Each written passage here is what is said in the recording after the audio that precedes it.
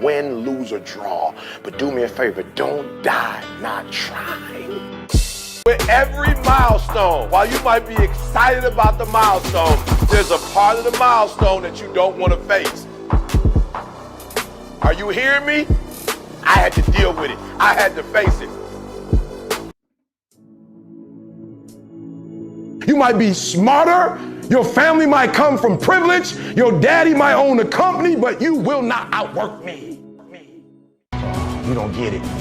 Listen to me very closely. You can write everything down if you want to. Be brave enough to write every one of your goals down, but I'm gonna tell you something. Life's gonna hit you in your mouth and you gotta do me a huge favor. Your why has to be greater than that knocked out. You gotta face your fear. I'd rather die than fail. A part of the milestone is, what if I give everything and it ain't enough? What if I put my whole heart, my whole mind, my whole soul and it's not enough? What if I do it and I fail? You gotta face your fear. I'd rather die than fail. Beast mode. And you're right, I am beast mode, but it don't mean beast mode without fear. It don't mean beast mode without a little anxiety. No, I have to live by faith too. This thing called life, what does it mean to you? What are you doing with it? Well, from what I understand, what you put into it, you get out of it. You see, when you break it all down, we're all trying for this one thing, fulfillment. You know, some people have this warped concept of success. Money, clothes, cars, houses, rewards. But they're not success. So let me define success for you. Success is the magnitude of the beneficial footprint you leave on society. How many people do you have an effect on? How have you transformed your friends, your colleagues, your teammates, your spouse, your children, your parents, all those around you? How has your legacy shaped the lives of others? Student, CEO, musician, athlete, whatever you are, did you make this world better? How have you made this world better? That's success. And fulfillment is being totally happy with who you are from the inside out because of it. But to get there requires pain. It's a struggle. It's a grind. No one else understands this life, this lifestyle of grinding and giving every day. But what you need to understand is that the process is what takes you to the prize. There is nothing better than being absolutely exhausted. You want to grab lunch? You want to see a movie? You want to take a nap? You want to sleep in? Sorry, but I'll pass. Because I got to do me. Because I'm willing to wake up on a Saturday at 4 a.m. I'm willing to stay in on a Friday night at the office. I'm willing to drive 3 hours away to help out a friend because I'm a different breed. I'll pass on the good in order to get to great. It's Friday. No, it's not. Oh my God. It's Saturday. Forgot. And I'm really tired from the first week of the last 4 to go. So next Monday will be 3 weeks out. And like I said before, this is where I get a little tired. You know, it becomes a little bit more challenging, the workouts, because you're on low, calorie intake and things like that. But the nutrition part kind of takes a toll on you because you're not used to being on a low calorie diet for that long, let's say. But it's not too bad. It's always a challenge the last few weeks right before a show. Ask any competitor. It's always a challenge, but it's not impossible. I want to show you guys my new earrings that I got in the mail. I needed some new earrings for the show, and the first thing I looked up online had these amazing earrings, and their name was Misha, and it was spelled M-I-S-H-A. I was like, holy shit, what are the coincidences of that? So, of course, I had to buy them. So, let's see if I can show you. See how clear they are. Really pretty. These are super long, too. So, should go very well with my suit. Show you my suit again. See, I'm wearing it. I'm really excited to wear these new earrings. Even like after the show, when I go celebrate. They're probably the nicest earrings I've ever had. That's for sure. These are my older bracelets that I normally wear for my show. I haven't decided if I'll get a new one or just use the same one. Because, I mean, let's be honest. Competing can be very, very, very expensive. And if you're not well off in your career, or if you're not making a lot of money, it's kind of like a rich man's sport. It's the best way I can describe it. Unless you prepare months in advance, kind of like what I did. For Las Vegas, this show is probably about, I would say, almost $3,000, and that's total. Because travel is expensive, staying in the hotels are expensive. You got to be there 3 nights, food, airfare. The entry fee was super expensive, but I mean that's to be expected because you're competing in a high caliber show. This will be the biggest show I've ever done yet. There's 800 competitors total in this event, and that's a lot. So, and it's exciting because this will be the first time I get to compete against more than just like 2 or 3 other girls. I'm actually going to be competing against like maybe 8, 10 plus. So that's really exciting for me to finally compete competitively. I have been doing this for 3 years. This is also the best physique that I brought. I did this whole nutrition prep myself, the training myself. I mean, I'm very thankful for my boyfriend for pushing me in the gym. It's always important to have a good support group, you guys. But if you don't have the support group, know that this is still possible to do on your own. It may be harder, but it's always going to be hard. It's always going to be hard. So just, if this is what you want to do, if let's say you want to compete and maybe you're not in the best environment or you don't have enough money, you know, plan it way ahead. That's what I had to do. I planned this whole show like a year in advance for myself, and I had to save a lot of money, and it took a lot of my money.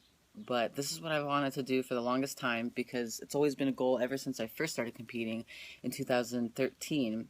That I want to go to nationals. I want to be competitive because I never start something and just half-ass it. I start something full force with the intentions to be the best of my ability, you know, and to make a name for myself and like to really, I don't know, be competitive. That's what I love to do. Like ever since wrestling ended for me, I didn't know how to be like a normal person, if that makes sense. Like, I'm so used to being competitive, and I was a competitive athlete, I was a competitive student. That's what I've always been for 9 years. So like when that all ended, I'm like, well, what the hell do I do with my life now? And that's when I started bodybuilding during graduate school, because I did not want to be just a normal college student. Like, oh yeah, I got to study this and do nothing. And like, no, I have to compete still. Like I still need to be competitive in something. And so that's how it all started for me. I can't believe that the time is almost here. It's you know, July 2nd, and the show is I fly out July 28th, and the show is on the 29th and the 30th. And I'm just like at awe. Like I'm at awe with everything. Like this has been a tough prep, a very long prep for me, but I'm so proud that I did this on my own. Like I didn't pay a nutrition coach. I didn't pay someone to critique me.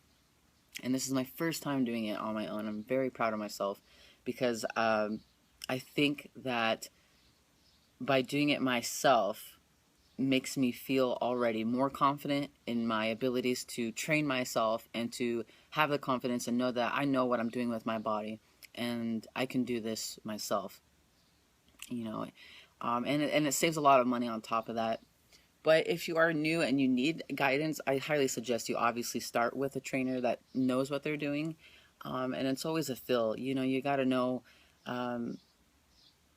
where to start, because I remember when I first started the whole bodybuilding prep, I had no idea anything. I didn't understand nothing. Like, yeah, I have a master's degree in exercise physiology and I understand the basics of nutrition, but bodybuilding and like understanding like how to, you know, increase muscle mass and have the lean body and all this crazy stuff that goes into bodybuilding, I had no idea. So over the years I've learned a lot, and this time I applied it myself and, you know, critique it to my standards and how I feel. I didn't go off of like some crazy freaking diet where I'm like starving to death, you know. And that's happened to me last year. I had this diet coach, and oh man, it was horrible. Like I was in keto for like 2 months, and I was like the biggest bitch probably in the world, and I hated my life. I couldn't enjoy my life. I couldn't even enjoy the journey, and that's the point. Like, yes, it's going to be a challenge, but if you're not enjoying your journey towards where you want to get at, especially when you're doing contest prep, then what's the point,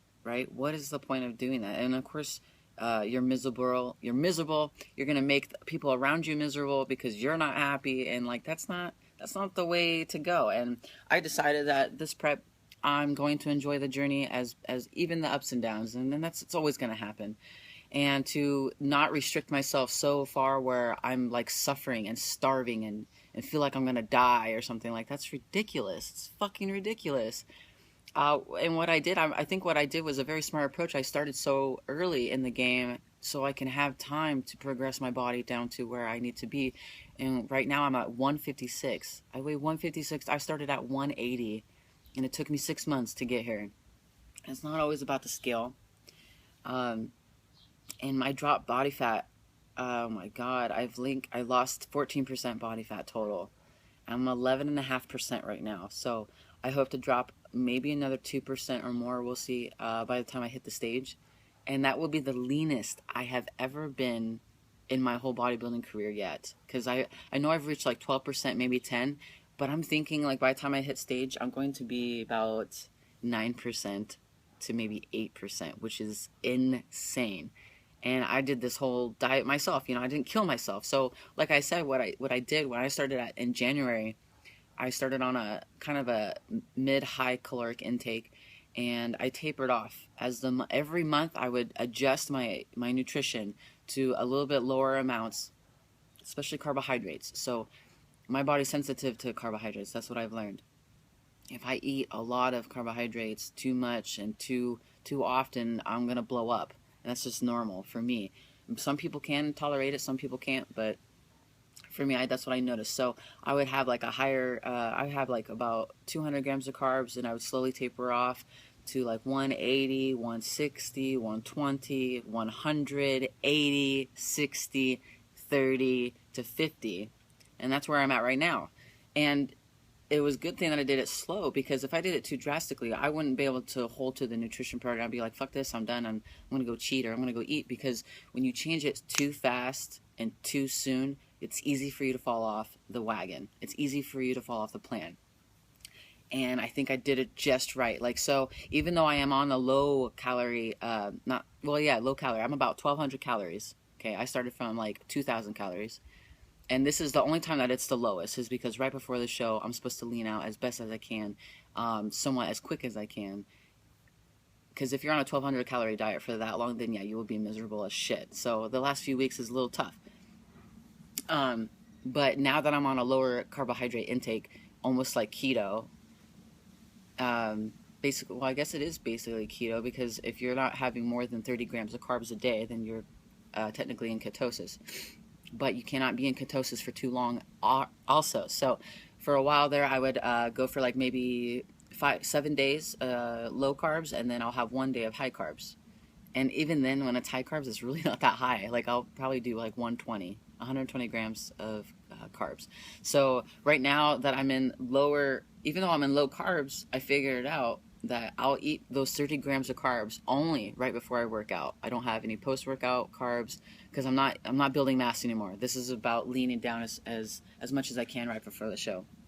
I already have all the mass that I need. I just need to fine-tune these muscles and to really get my skin a little bit thinner to show all the definition that I need to show on stage. And I'm not miserable, which is awesome. Like, I'm not miserable. I figured this out. I started from high, decreased slowly, and now I'm not even complaining. Like, I just get tired, which is normal because I'm training intense. I train 6 times a week, and you know, sometimes I miss having like cheat meals, but it's not too bad. And I'm just really happy and really excited that I did this shit myself. So that's my basically general idea of how I did my nutrition prep. My training has always been intense. It's always will be intense.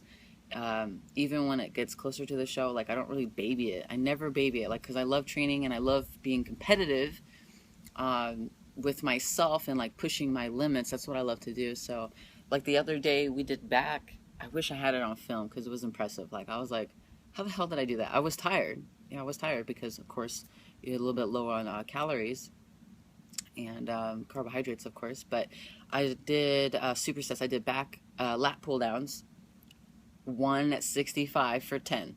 This is 4 sets. I did 4 sets, and this is superset. So I did lat pull downs, and then I immediately went to 80-pound dumbbell rows, which is insane. So it was exciting to still be able to push myself that heavy this close from the show.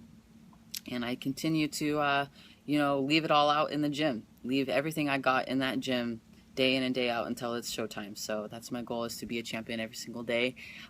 Just because I made the right decision 2 moments ago does not mean that I'm not held responsible and accountable for my actions a second later, because this is crunch time. So anyways, thank you for watching. On Monday, I will be 3 weeks out from USA Nationals, so please stay tuned for more videos. If you have any questions or need help with your health and fitness goals, please feel free to contact me. I'll link my email below. Also, I will link my older video to show you my whole progress since January 1st till now. I suggest you get after those goals because no one's going to do them for you.